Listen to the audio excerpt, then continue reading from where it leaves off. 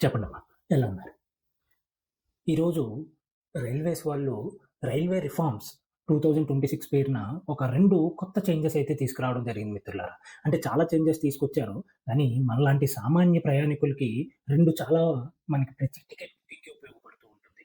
కాబట్టి జాగ్రత్తగా ఈ వీడియోని లాస్ట్ వరకు చూడండి.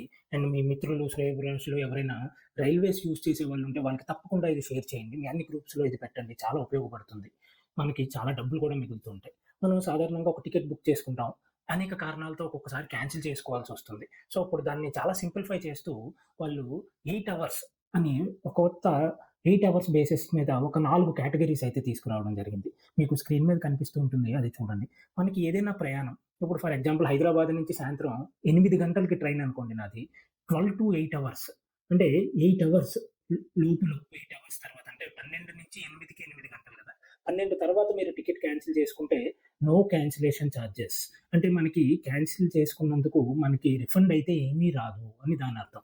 తర్వాత 24 అవర్స్ టు 8 అవర్స్ అదొక కేటగరీ పెట్టారు. ఇది లేట్ క్యాన్సిలేషన్ కేటగరీ అని చెప్పి ఒక కేటగరీ పెట్టారు. ఇందులో మనకి 50% వరకు మనకి క్యాన్సిలేషన్ చార్జెస్ ఉంటాయి మిత్రులారా. తర్వాత 24 అవర్స్ టు 72 అవర్స్.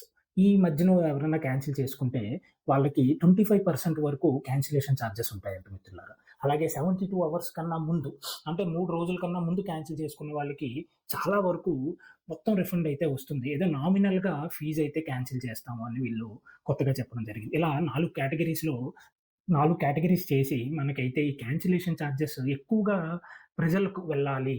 అంటే రిఫండ్ ఎక్కువగా వాళ్ళకి వెళ్ళాలి అనే ఒక ఉద్దేశంతో ఇది తీసుకురావడం జరిగింది మిత్రులారా. అలాగే రెండోది మనకి బోర్డింగ్ స్టేషన్ మనం చేంజ్ చేసుకోవచ్చు. ఏ టికెట్ అయినా బుక్ చేసుకున్నాక. అంటే మన తర్వాత స్టేషన్‌కి మనం బోర్డింగ్ స్టేషన్ మార్చుకోవచ్చు. అంటే ఇప్పుడు ఫర్ ఎగ్జాంపుల్ నేను హైదరాబాద్‌లో ఎక్కాలి.